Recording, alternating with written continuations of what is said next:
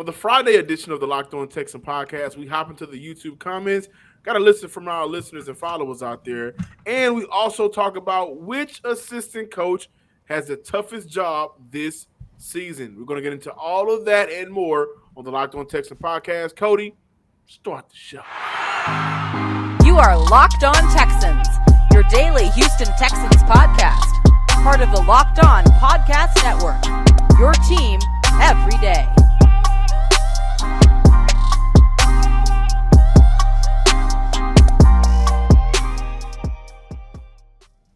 Welcome, everybody, to a Friday edition of the Locked On Texans podcast, a part of the Locked On Podcast Network, your team every day. I'm John Hickman, of course, joined by none other than Cody Davis.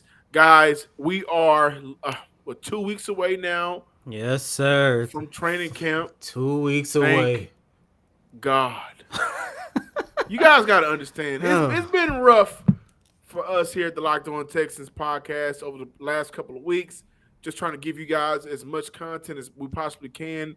But you really have to understand how excited, how prepared Cody and I are right now for training camp. There is a lot of implications for the Houston Texans going into training camp. And I think the biggest one, of course, is just figuring out where is Davis Mills as of right now. This is going to be a very important preseason because no matter what we may feel here at the Locked On Texans, what people may feel individually, there's always going to be, until the season is over with, Cody, unless he goes out there and completely prove everybody wrong day one, like he can't have any mess-ups for a lot of people. And Davis Mills, C.J. Stroud, Bryce Young, those names are going to be connected with the Houston Texans for the next season up until the draft. Jimmy Garoppolo's name is still connected with the Houston Texans until that happens or it doesn't happen, trade or release, which more than likely to come by a trade if it does happen because the 49ers said that they won't release him. He's too good of a quarterback. But the training camp this year, I'm excited for it. Cody will be out there every day bringing that content, that heat, while standing in that Houston heat. Oh, by the way, I'm sorry to cut you off, but the Texans, they're not going to have us standing in that heat too much because they're starting training camp at 8 in the morning. Oh, yeah. Which means we're going to go out there about 10. They should be doing their press conference. So around 11 o'clock when the heat just sitting on your face, we'll be done. And that's important because they have several open practices this year. So, and you know what? That speaks to the Texans as a franchise, kind of making a slight adjustment. They got some young bucks coming in from across. Like you got Thomas Booker. He played in the Pac-12. Who I don't beautiful even talk weather. About the Pac-12 right now. What they got going on. You got different players from different places coming from college, from the draft.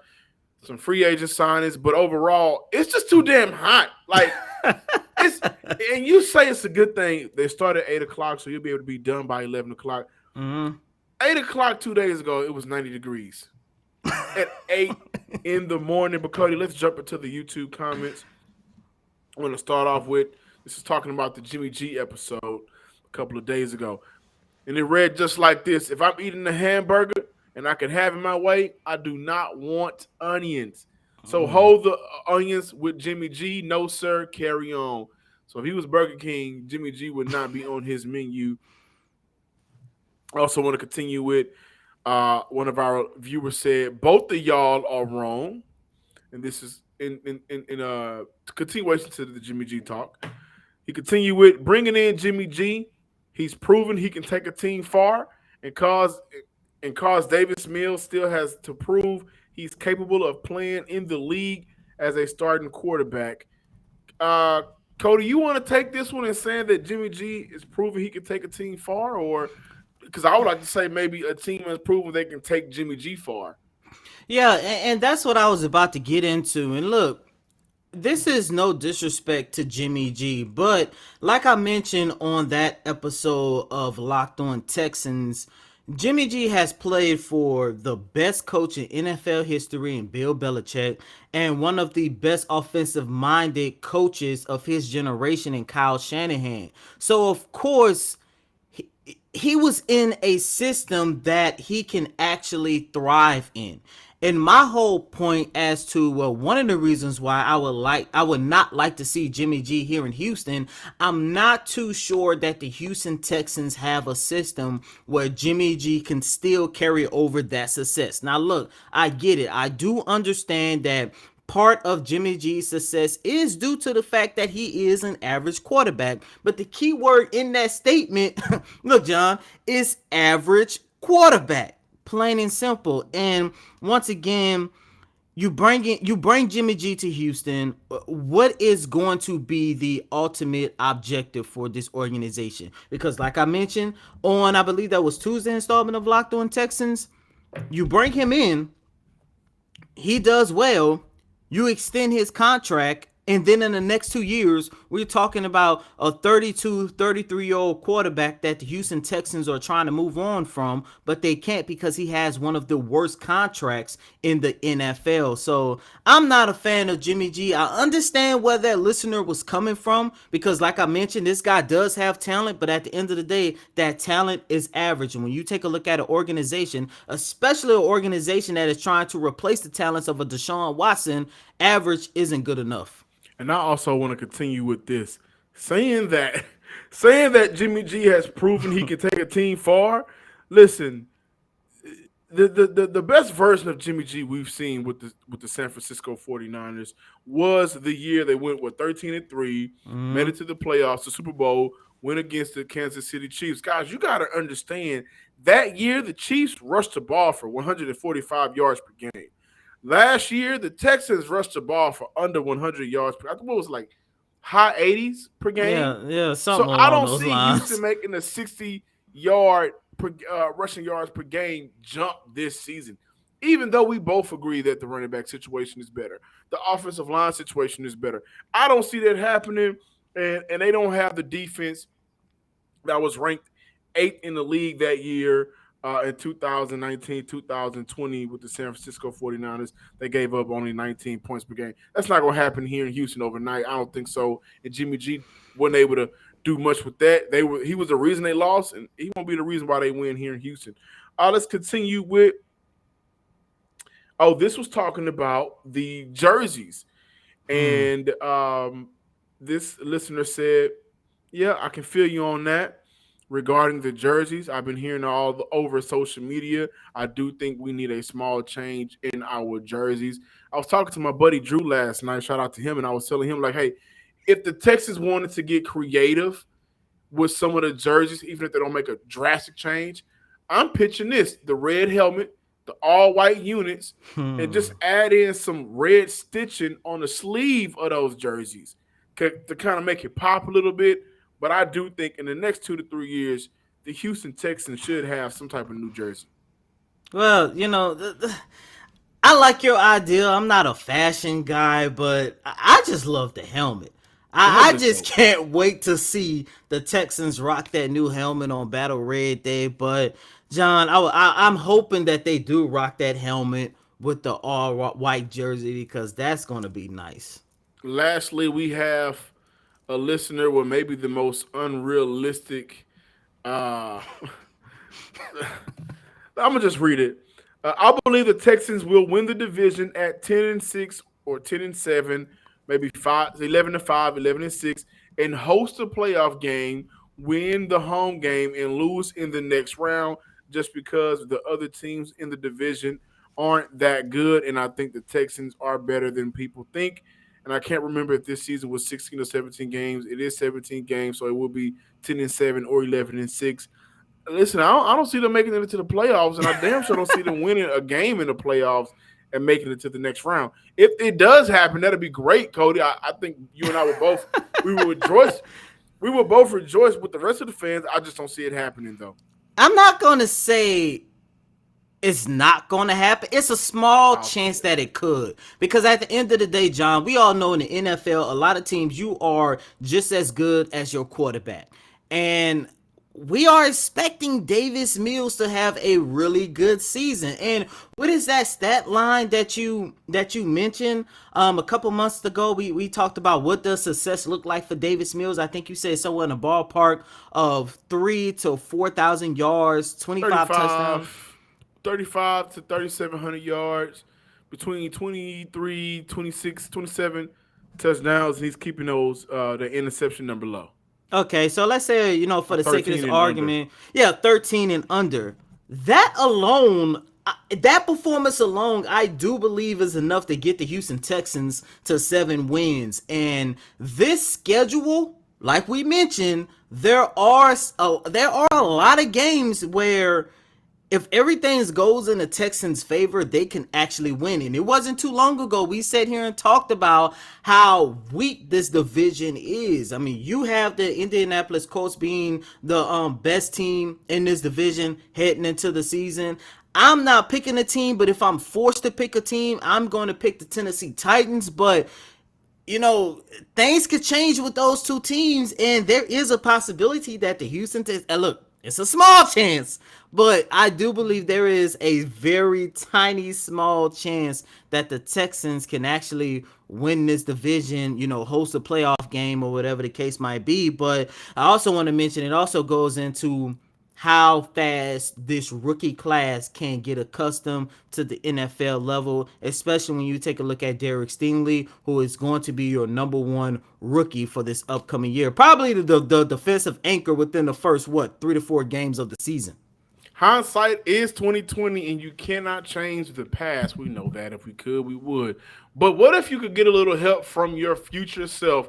Maybe you ask yourself to borrow some cash, need some gas money. Well, now you can with Dave. Dave is the banking app that can help you get up to $500 instantly with extra cash. That's more money to fill up your tank, buy a wedding gift, or just catch up on bills. There's no interest or credit card checks needed. Millions of people have already downloaded the Dave app today. So go ahead and let's get that process started with you guys here, our listeners at the Locked On Texans. Download the Dave app from the App Store right now. That's DAVE. Sign up for the extra cash account and get up to $500 instantly.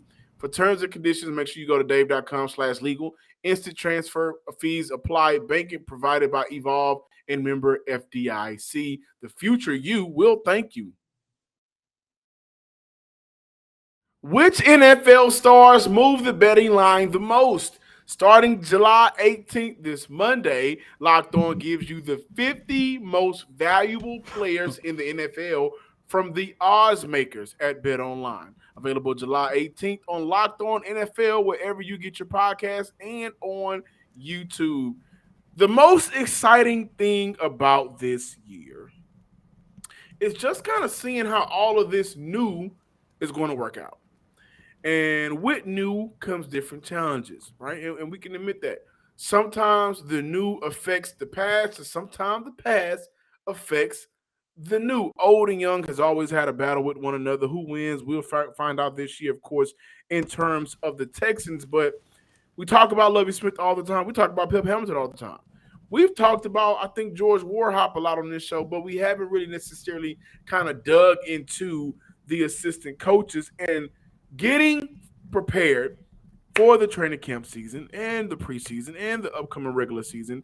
Cody and I thought it was a very good idea to look at our assistant coaches on the Texans coaching staff and talk about who may have the toughest job this year. And I wanted to mention new and old for a purpose and reason, Cody. I don't know who you're necessarily going to roll with. I know it's going to be a good one, but I want to roll with Joe Dana. This is his first year with the Houston Texans.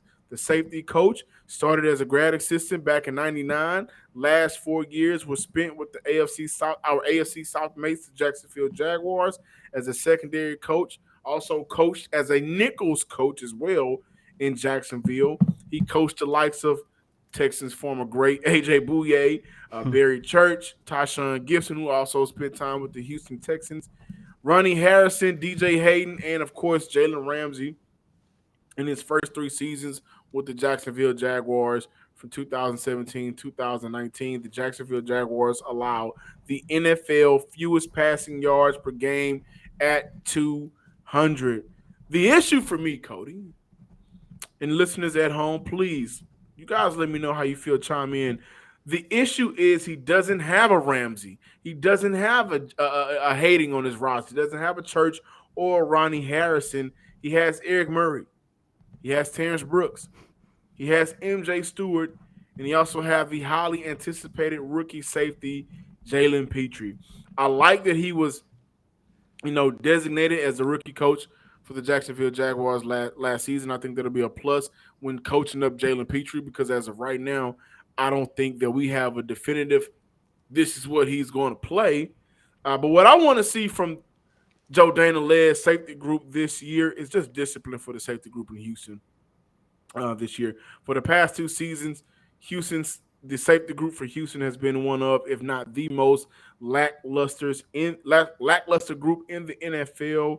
I just don't know how much improvement will come with it this season, which is why I think this is one of the toughest jobs on this coaching staff, especially for a first-year head coach who has to try to work against what the Texans were doing wrong last season, also implement what he wants to get done, also get on the same page with Lovie Smith. He's also going to have to do some coaching up. Again, the Houston Texans do not have this out of this world talented safety group.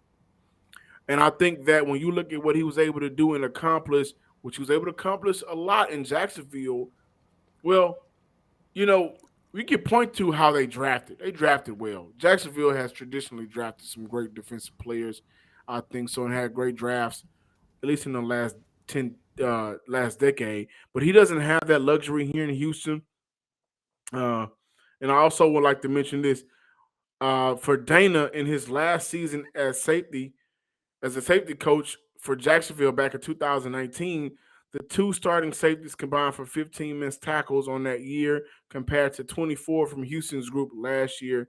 I just want to see more discipline out of this group. And I think it's going to be difficult for Dana because you don't have to teach talent. I think with this group, you're going to have to teach them the discipline to make the right play, right? I remember last year the bad communication between safeties and cornerbacks, specifically who's no longer with us, Lonnie Johnson and his miscommunication errors, right? Justin Reed and some of his miscommunication errors, which I do think a handful of that was based on the other player, not necessarily Justin Reed. But overall, they just got to be able to make plays, and I want them in their spots. So a play that may be a first down won't turn out to be a 40-yard bomb, won't turn out to be a house call. Hey, if you got to take them 10 yards and they got to move the change, you can live to fight another down. I want to see this safety group, like I said, Cody, over and over again, be more disciplined and not have those many errors like they did last season. For me, and I'm sticking with the defensive side of the ball as well, but for me, I'm going with Dino Vasso, second-year cornerback coach. I think there's a lot of pressure on that young man going into his second season with the Houston Texans. First and foremost, you got to keep in mind last year with the likes of Desmond King, with the likes of Tavier Thomas, the Houston Texans did not have the best group of cornerbacks. However, the group that Vasso was able to coach last year help and improve the on-field production, the lackluster on-field production that we saw the year prior during the 2020 season. Remember, John, that season. I think he did a much better job. Well, he did a good job as being the coach for the cornerbacks last year. Yeah, and like I mentioned, of course, 2020, as we all know, was a terrible year for the Houston Texans, probably the worst in franchise history, and that cornerback group did not help the organization. However, with all that being said, Vasso made some major improvements with this cornerback group last year. Now you got to take a look at the fact that last year you didn't have talent. Now you have some great talent with the arrival of Derek Stingley Jr. And the development of Derek Stingley Jr. is part of the reason why I'm looking at Vasso, because if Stingley comes in and starts struggling right off the bat, there's going to be a lot of people trying to figure out why is Derek Stingley struggling. You can't fire the defensive coordinator, because the defensive coordinator is the head coach, and that's Lovie Smith. And I don't think Lovie Smith is going to fire himself. Even though Stingley is coming off an injury, and I do believe that might play a factor into if we see him starting off slow, but I don't see too many people going back to the foot injury that he sustained during his final season at LSU as part of the reason why people saying, oh, this is why he's not playing so good. I think in terms of if Stingley start off slow, there are going to be a lot of people looking for a scapegoat. And you're going to be looking at the one coach. Yeah, which is unfair, but you're going to be looking at the one position coach that he is spending a lot of time with, and unfortunately, that is Vasso. Plus, I also want to mention there is even more pressure for Vasso to either repeat the same success or get better in terms of the work that he did with King last year, that he did with Tavier Thomas last year, and even Steven Nelson. Like, he has some really good talent this year, at least solid talent, but if this cornerback group does not come close to the success that we saw last year and it starts to drop off, Vasso might be in trouble. And I do think with both of those guys, this is why, and I will say maybe more so with Vasso, this is why it's a lot of pressure there, simply because, how you put it, Cody, you got some fresh talent in the room right now. Some good talent too. And some good talent, some talent that before they stepped out on the NFL field, their rookie year, their freshman year in college, people were already saying whenever it's his time, he is a top 5 pick. And they also had the controversy of whether or not they go with, Stingley over Gardner. But I do think that for both of those young men, what makes this year so difficult is because we've talked a lot about the offense. Right? The game of football is 3 levels: offense, defense, special teams. And when I look at a Vasso, when I look at a Joe Dana, I look at 2 men that still have a very tough task. Because for Vasso, the secondary, in terms of your cornerbacks, did improve from the year prior last year. And I do think they will improve this year. However, the defense still gave up a ton of points. Like dead last or close to dead last in a lot of major defensive categories. So I think both of these men will have a tough job this year. I think that will make their job easier is the same thing that's going to make it a little bit harder. Those players that walk through those doors. I think whenever Jalen Petrie can figure it out, and I've seen this on Twitter, a lot of guys are trying to figure out what role will Jalen Petrie have. I think a guy that can play football, he can play football. They'll figure it out. And that's why I want to mention that, Dana was a Nichols coach last year for Jacksonville Jaguars.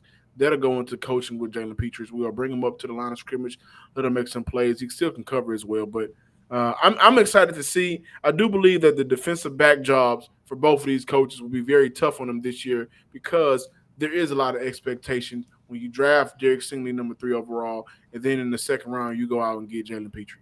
And really quick, before moving on, I do want to add Danny Barrett name to this list as well. That is a guy we talked about a lot this offseason. He's going into his 3rd year as the running back coach for this organization. And to be honest, this is the first time he has some solid talent in the backfield with the likes of Marlon Mack and Dameon Pierce. However, there is no way in hell he can allow his running backs to rush for an average of less than 100 yards for the 3rd consecutive year. There is no way in hell he survived the 2022 campaign if the lackluster run game continues. You have solid production in the backfield. Your offensive line is, I would like to say, is fairly good, at least from what I have been able to see throughout voluntary OTAs and mandatory minicamp going into training camp. Like, your offensive line is pretty stable. You have a decent quarterback. There is no way in hell we should be looking at the Houston Texans rushing for less than 100 yards for this entire 2022 campaign. There's no way in hell that can happen again. Welcome back, and thank you for making the Locked On Texans your first listen today. Now make your second listen to Locked On NFL Podcast. Our national NFL experts and insiders keep fans dialed in with the biggest stories and the latest news from around the league because an offseason doesn't equal a break in the action. Justin Reed, who, by the way, man, I'm seeing a lot of players who have a career after football in the booth, on the TV set, on radio. NFL is tradition. Those players, a lot of times they do go to the radio. But Justin Reed was doing his media run this past week. Cody, what did Justin Reed have going on? Former Houston Texan great safety Justin Reed. Yeah, Justin Reed was on Good Morning Football on Wednesday, and he was the best talking football about show, by the way. Yeah, it truly is, especially that foolishness that be going on ESPN on Sunday mornings and stuff. But let's not get into that. But Justin Reed was on Good Morning Football Wednesday morning, and of course he was talking about how excited he was to play for the Kansas City Chiefs for this upcoming season. And during his talk about Kansas City, they got into, what does he expect this offense to look like with the fact that Kansas City lost Tyreek Hill? And Justin Reed said, due to the coaching that is still on the coaching staff, due to the fact that they have arguably, if not the best quarterback in the league, and of course Patrick Mahomes, he still believes that this is going to be an explosive offense. And he was talking about how excited he was just to finally play for an explosive offense. And John, I went back and I listened to that, and I was like, Justin Reed's statement to me, just hearing him talking about how excited he is to finally play for an explosive offense, just lets me know how bad the offensive play call was for the Houston Texans during their time here in the city of Houston. And look, I get it, understand. I know a lot of you guys don't want to talk about these names, and we're not. But you had Deshaun Watson, who's a top 10 quarterback, top 5 quarterback in the league. You had D-Hop, who was at the time the best wide receiver in the league. You had a decent run game. Like, the Houston Texans had so many weapons, but it was the play calling on the sideline by King Bill O'Brien and his prodigy and Tim Kelly. It just once again let us know that era of Texans football was just a missed opportunity for this organization. It was a huge letdown. It was Which even though with the vanilla offense that they put on the field, they still had success. Games one season, right? And it was a trip, man. A letdown isn't the word. If I could find another word to describe, that's why I say missed opportunity. I think that's the best way you could look at it. And the last time we saw them in the playoffs, it was a meltdown. But for Justin Reed, and I think, to speak fairly, for any player that leaves Houston, it's fair for them to talk about their grievances. This was a team that had Hop, had Watson. When they was in the playoffs, they had Carlos Hyde and Duke Johnson. Mm-hmm. And while Duke Johnson had a solid year that year, I still believe that Duke Johnson was undervalued and underused for the Houston Texans during his 2-year stint. I will also look at Deontay Foreman was a player that for Houston, why wasn't he, Bill O'Brien, Tim Kelly, your future back? It's not like the guy can't play football. He's been playing football his whole life, QT.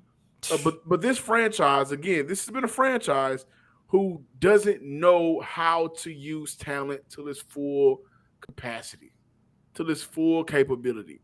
This is what they've been. And we now have to wait and see what Pep Hamilton is going to build into this offense, because I talked about John Mitchell being an X factor, right? They still have some progressions for some of these other players. They also have room to improve in terms of bringing in some X factor players at running back. Maybe they can do an amazing job out of the backfield, or we're going to see how Brevin Jordan works out this year in year 2. But in the past 20 years, they've undervalued certain players. They've underutilized a lot of players, and that has ultimately hindered the success of the Houston Texans. Everybody else in the division has went to a conference title game except for Houston. Listen, that's a fact. And I don't think it's because of the defensive side of the ball. It's because offensively they were still playing 1990, early 2000s vanilla type of football. And that's why they're in the position that they're in right now. Can you imagine what the Texans were able to do with that era if you had Andy Reid as your head coach? Man. They probably got a chip right now, or at the very least, a conference title appearance. Thank you guys for checking out today's episode of the Locked On Texan podcast on this Friday. Make sure you guys have some fun, right? Stop by Kobo's off Rusk Street, across the street from the Minute Maid Park. Go check out that's some of the best food in the city of Houston, man. Bar none. That brisket, mac and cheese, quesadilla. Oh my God. It was too much, but it's great food. Follow us on Twitter at Locked On Texans. Like, comment, subscribe to the Locked On Texans YouTube page. Find us on YouTube under Locked On Texans. Follow me on Twitter. Please, I need my followers back at John_Hickman12. And as always, I'm your host, Cody Davis. Please remember to follow me on Twitter at CodyDavis_24. Once again, that's Cody, CotyDavis _24. Really quick, the offseason is coming to an end here on the Locked On Podcast Network for the NFL channel, which means starting next week, we will be back to 5 shows a week. Monday, Tuesday, Wednesday, Thursday, Friday. We will be back. I know you guys miss looking at us and hearing our voices every weekday. We will be back bright and early Monday morning. But until next time, ladies and gentlemen, peace.